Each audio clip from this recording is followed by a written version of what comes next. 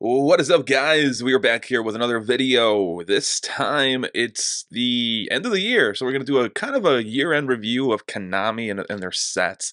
And this is going to be a tie-in video to a series I'm going to do opening up some of the better packs, some of the better product that Konami released this year, which, to be honest, if we're going to go overall, 2024 wasn't that bad of a year compared like something like 2023, for example.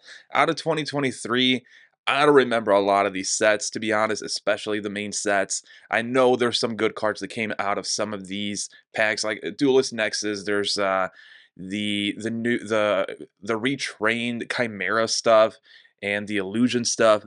Yeah, that's cool. But I mean, even if you look at a TCG player, that is not expensive at all. Actually, this set is like 30 something dollars as a box, as a booster box on TCG player. So 2023 was not that good, and a lot of the main sets were forgettable. Really, the only thing good coming out of 2023 was the Rarity Collection 1, and that kickstarted a lot of good things into 2024.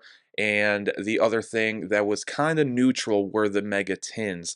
And the reason I say it was kind of neutral is because on release, this set was not seeing a lot of value. But now, a couple, not a couple years, but about a year and a half in, it's doing some work in the market. So 2024 definitely is a better year in my opinion, and one of the bigger changes that some people might not know is that there was only really one deck building set, Crossover Breakers, and that is a very good choice by Konami, by the way.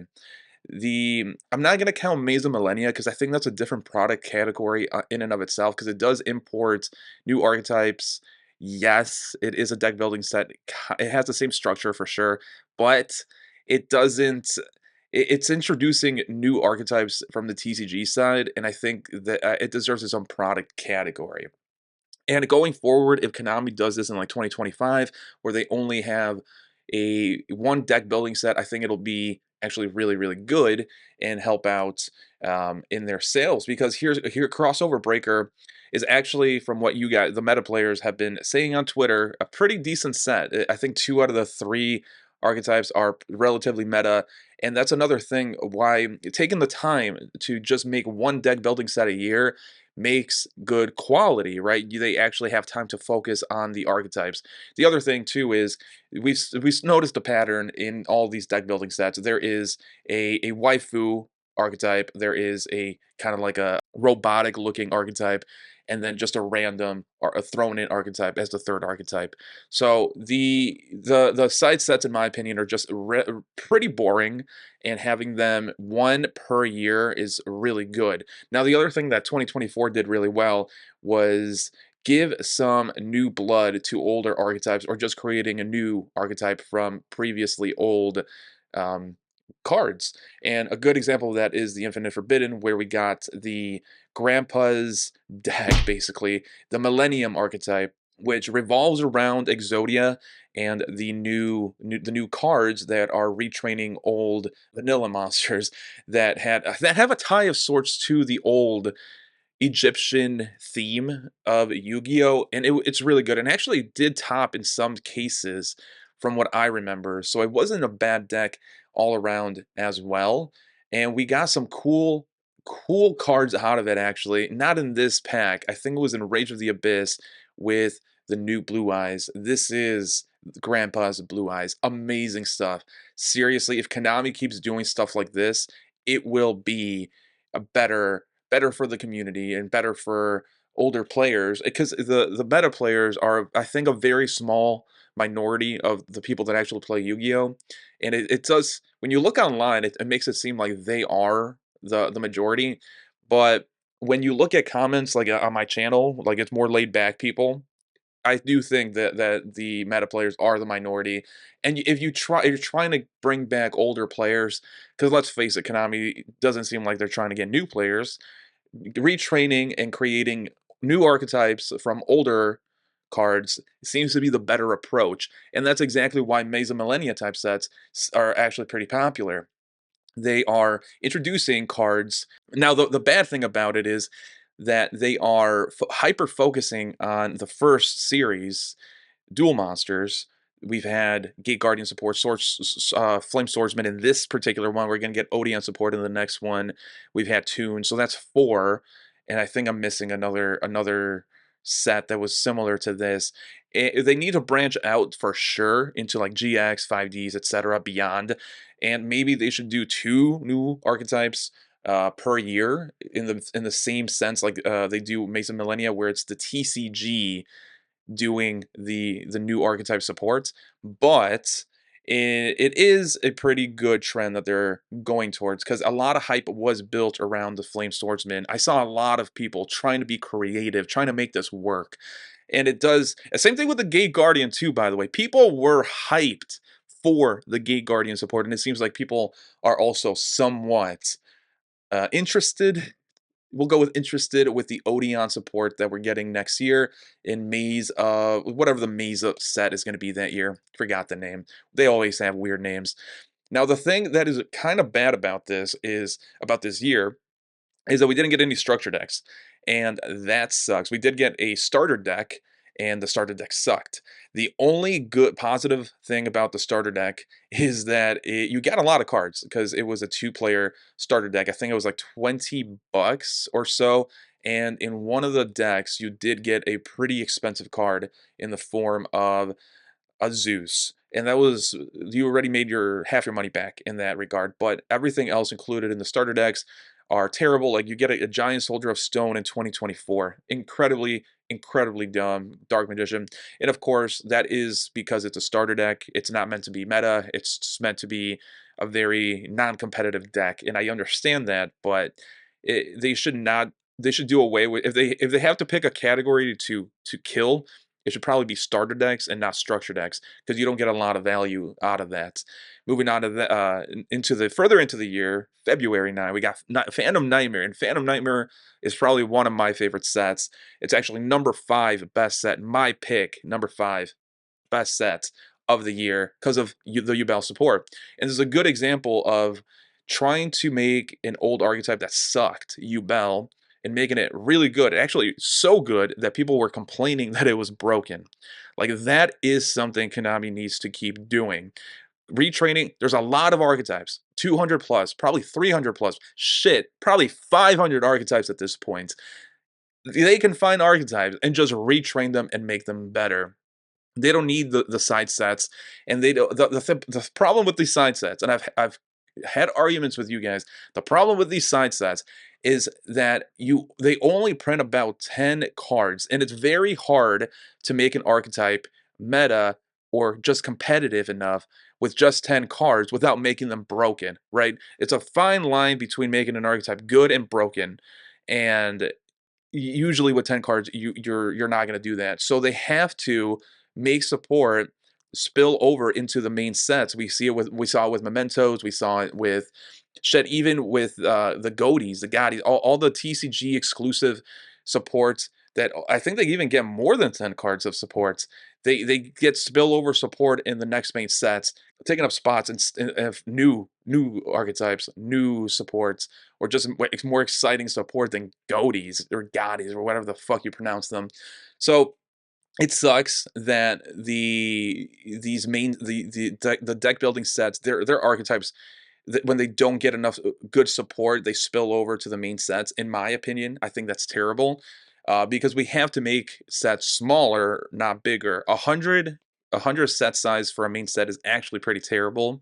If you look at the Japanese, the OCG is about 80, I think, and that is more bearable, because you will get more chances to pull what you actually want, right? You're not artificially inflating the set to make it harder to pull things, and artificially making things higher rarity. You know what I mean? Wink, wink, Konami, we know what you're doing.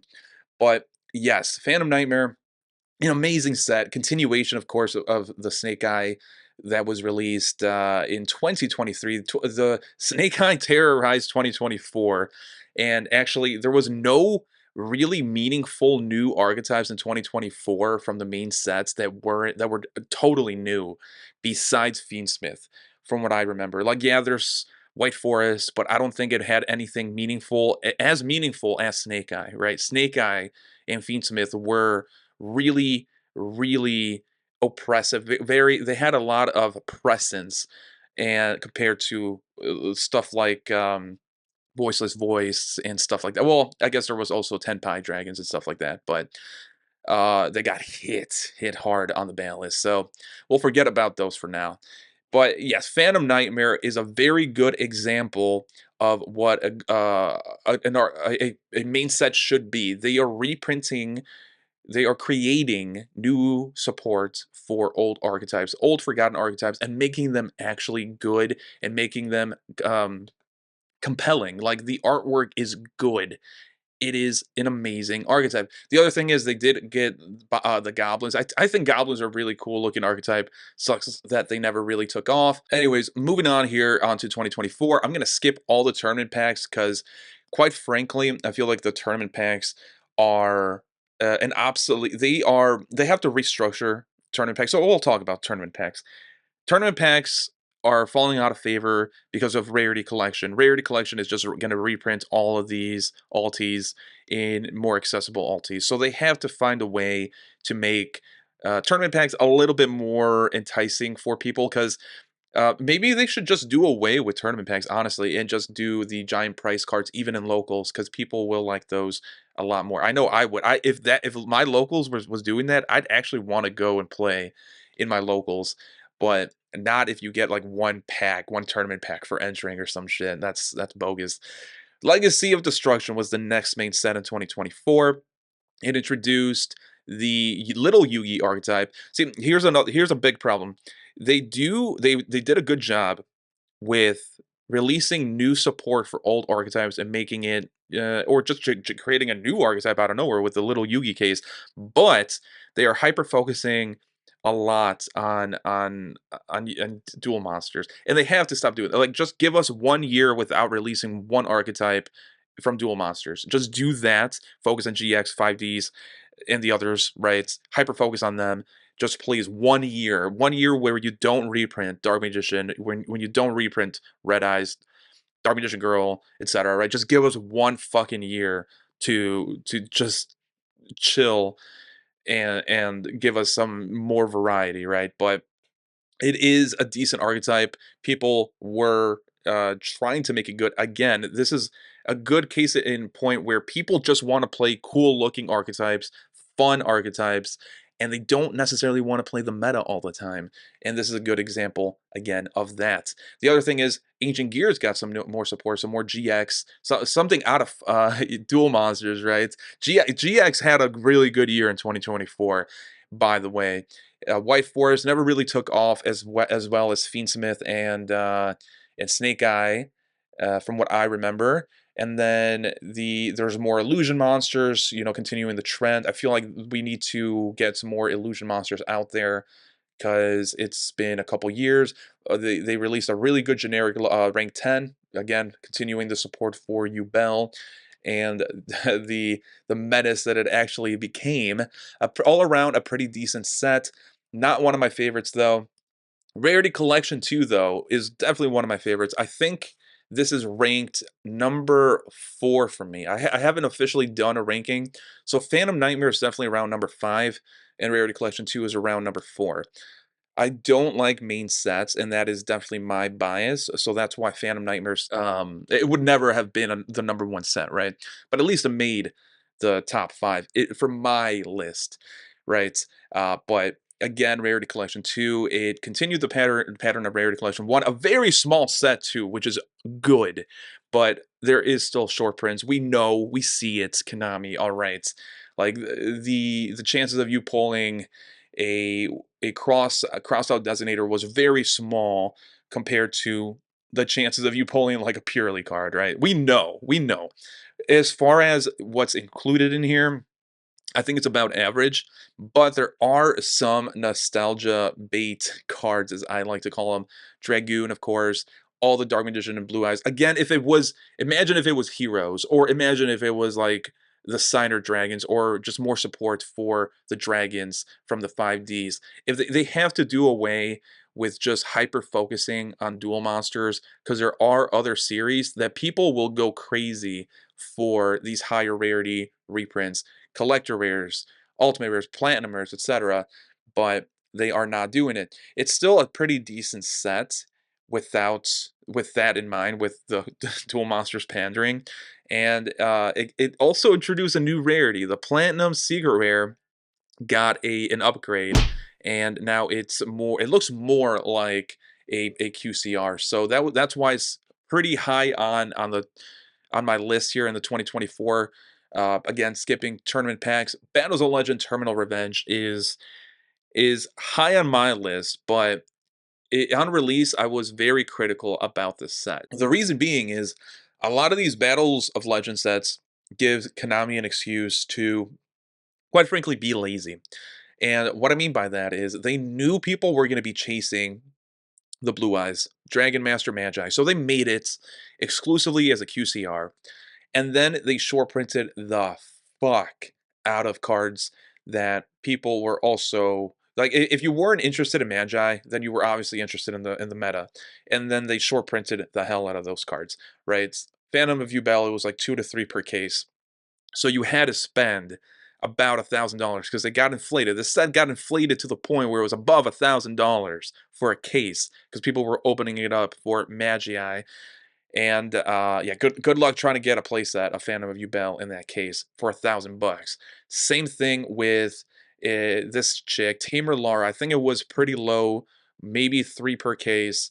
And what else here? I think Lancia. There's a lot of cards in here that are short printed, and that's why I was hyper critical of it. Also, quite frankly, these archetypes don't interest me at all, right? Like we have spiritual beasts, they look kind of lame. We have the Infernoids kind of look cool, in my opinion. I hate the ice barriers because they get a lot of support, and they seems like it never does anything for them, quite frankly. But the toy box is an interesting engine. I've played against it, and it's kind of it's interesting. I'll go with interesting, but and frustrating. But yeah, at first I was hypercritical of the set, but seeing how the QCRs have increased in value, even just the alternate art Sky Striker cards, like Ray went up by about 50% recently from about 160. Actually, it doubled in price from 160-ish to about $300 currently. So that's why this is ranked a little bit higher. Also, the sheer fact that people are enjoying it and ripping it, just trying to chase Magi, that's kind of the essence of a trading card game, in my opinion. That's why it's like rated in my list around number 2. Number 3. It's definitely not number 2, and it's definitely not number 1, because you guys should know what those sets are by now. And I think I skipped a set. We're going to go back here to Battles of Legend Chapter 1. Honestly, I think I skipped a set because I hate this set. This set is terrible. The set size is huge, and the stuff that you really want from here is probably going to be the promos. And even then, like, so the promos are going to be hard to get, right? Because you get 1 promo per box, and of course they're probably short prints. And 1 box I think was retailing for $15. I think I forgot. But the point is, this is the epitome of a buy the singles type of set. And really, there was nothing good being reprinted here, or stuff that, like, all this stuff was pretty cheap. Why was Vision Heroes reprinted? They were extremely cheap as ultra rares from Ghost from the Past Second Haunting. Why was Prank Terratops reprinted when it was going to be, well, I guess it was too early to tell, but this is a QCR in the tins. So it's kind of, what was the printing on this? Was it a common? It was a common, yeah, okay. That's kind of interesting, I guess. But it was also a pretty cheap ultra rare from what I remember, even before the printing. There's really nothing here. All the fossils, they were really cheap as well. Again, printed in Ghost from the Past Second Haunting, I believe. This set was just terrible. It didn't do anything for anyone, and it might have made some stuff cheaper. I think there was like 1 card in here that was reprinted that was, it was Gimmick Puppet Nightmare. I think Nightmare was like $30 and it was reprinted, so it was cheaper. And I think Utopia had the Astral form or whatever. So there was some things in here definitely but it was just a very forgettable set that I actually forgot it and skipped it here. Like it's really that bad. Now, Infinite Forbidden, I think we talked about this already, so I'm gonna skip over it. But yeah, Grandpa's archetype, Light End Darkness, Light End Dragon, and Dark End Dragon, I should say. Really cool. Again, more GX support. That is awesome. This year was definitely heavy on GX. One of the better new uh, artworks introduced this year, definitely. Again, White Forest never really took off as much as Fiendsmith and Snake Eye. So, but it did give us Moon Closed World, Moon of the Closed Heaven. People were so scared of this card that they, on release or relatively after release, people were saying this card should be banned. It never really took off though. So yeah, it's kind of funny. Also, it was a common, really weird by Konami. People were speculating there was going to be a secret rare, but yes. All right, so I think this is going to be the #2 best set on my list. At first, I was thinking this and Bonanza were going to be interchangeable, but Bonanza is just so fun to open. There's so much good value in there, and less lottery, not lottery, but because Bonanza definitely has more lottery. Like there's the set size is huge compared to this one. Actually, it's smaller, but the you get more value in Bonanza, I feel, per pack compared to this. Now, criticisms, of course, we talked about it. The set size, 400 fucking cards. Konami has to do this. Mega packs at most should be 250 for the Megatins. Stop printing the commons. So many commons they just go in the trash, honestly. Like these, I personally don't. I just store everything, but I have place to store it. But I have a feeling that a lot of people that don't want to store all that cardboard just throw away the commons that they don't think are going to be useful. Now, what's good about this set is there's a lot of QCRs. Now, the bad thing is maybe the QCRs they chose weren't the best. Because it seems like they were going for nostalgia, and then they were also kind of going for a little bit of meta, right? Because a lot of this stuff here is nostalgia. Yubel, well, that's kind of meta, but it's also nostalgia. The Ruby over here, Honest, Chimera Tech, opening the Spirit Gates was a little bit of both meta and nostalgia and whatnot. Blue Eyes White Dragon, Dark Magician Girl, the Lambs of Exodia completing the QCR Exodia blinged out goodness. But then there's stuff like Edo, right? Like, why is that randomly thrown in there with a nostalgia kind of pool here?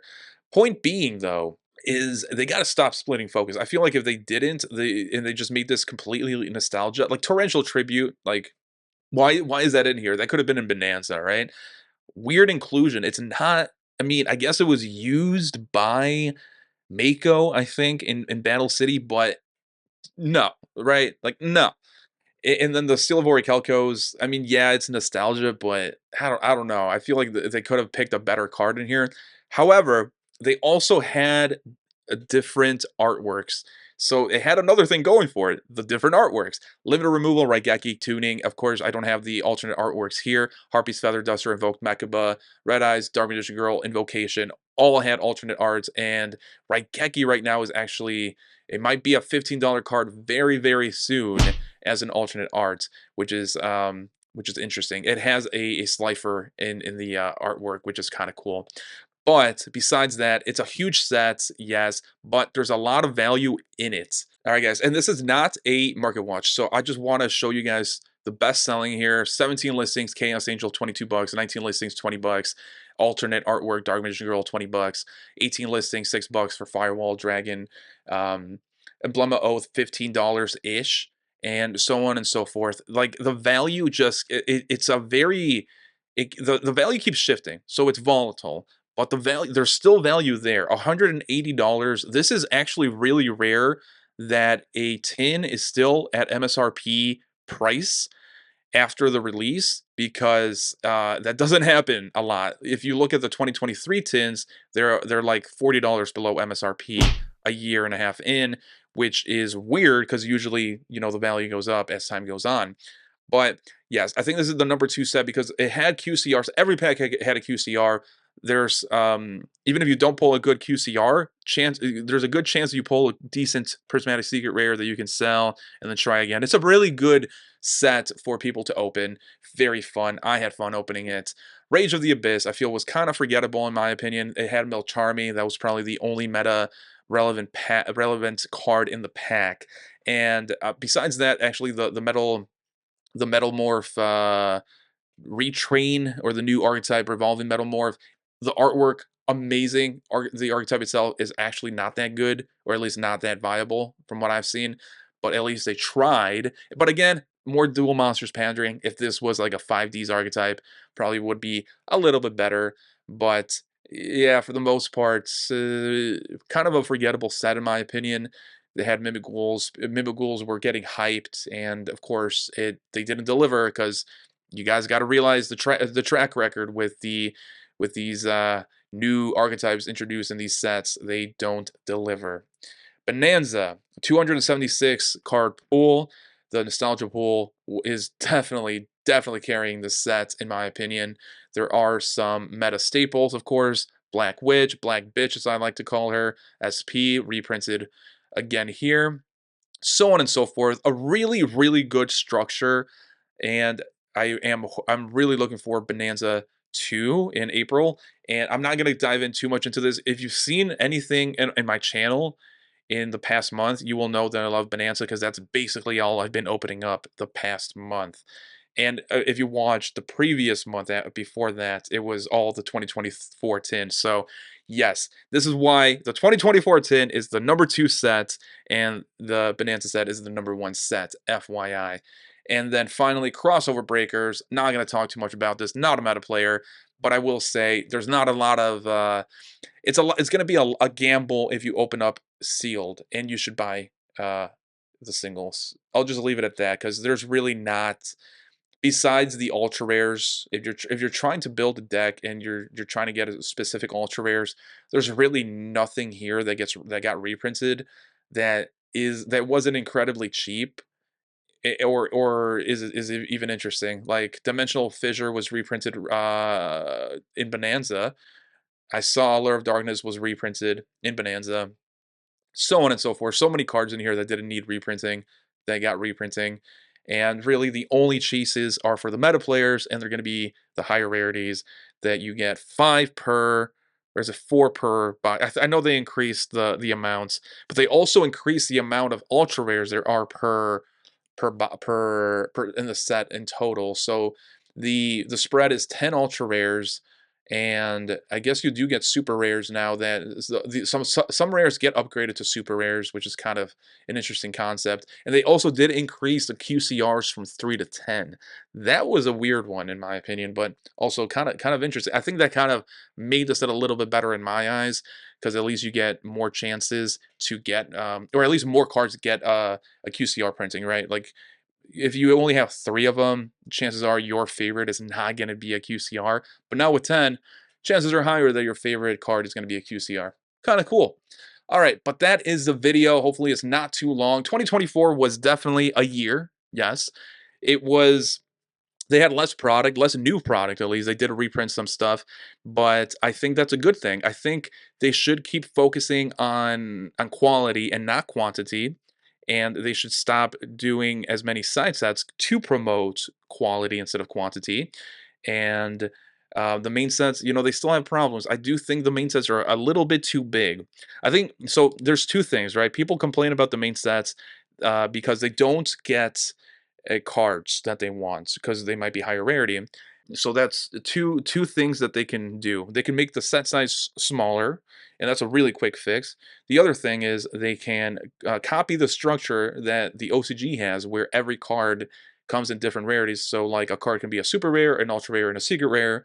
So you can get a powerful card in all the rarities. Basically how Bonanza is structured, rarity collection 1 and 2 and 3.